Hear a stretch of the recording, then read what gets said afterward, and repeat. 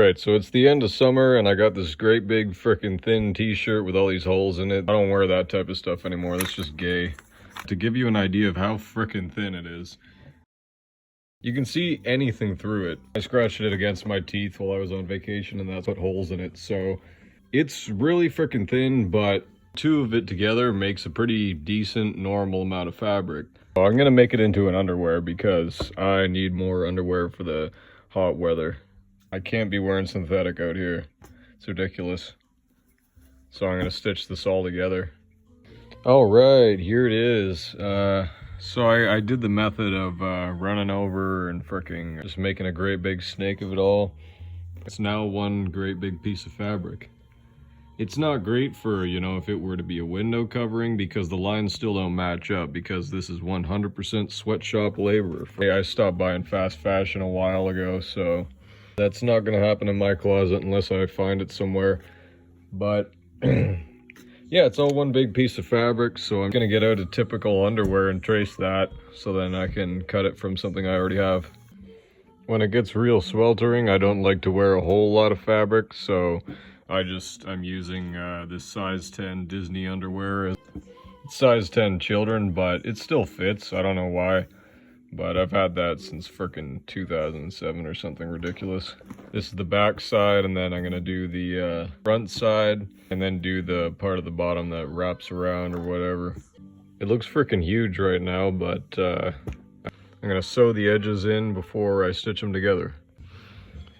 Right, so after a while on the machine, this is what I got. I already did this part. I just added some extra from the sleeves.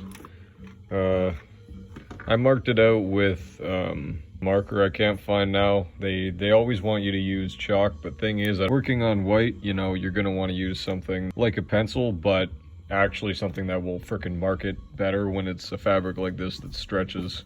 It's not as easy, so I just used a marker and it'll come out in 1 or 2 washes. I just winged it this whole part. Yeah, I did the whole edges. And now I just gotta sew the band on. And the band is from another one of my underwears because I had to cut it apart and make it into pajama pants pockets, so I have that.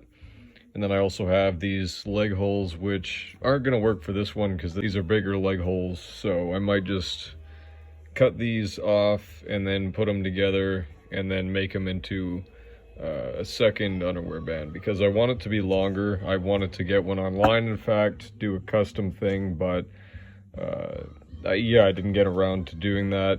So I'll just use what I have and write something funny on there or do a bunch of stars or whatever the hell I feel like. Squeak. This is the final piece. I finally put the, just put the band on and everything went right where I wanted it to. I kind of screwed up on a couple of these things, but this is my first time making an underwear, so I think it turned out pretty good so long as it frickin' works and I can wear it and it's my size, which I've already confirmed. I've already tried it on. This is damn fine underwear and it's a lot better than the shirt I had to begin with. You know, it fits. It fits, it's great.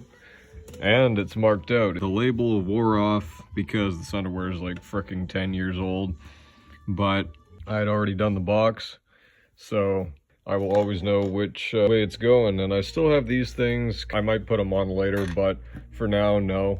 So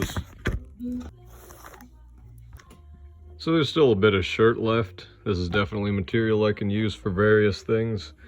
Yeah, I couldn't make another underwear, but I can make stuff out of it, and that's important.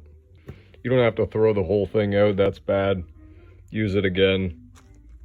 You've got time to. If you got time to make that, you got time to make this. Yeah, it's been successful, but I'm not going to show you the end result because I'm not going to put me wearing underwear on the internet. Merry Christmas, animals. Squeak, squeak.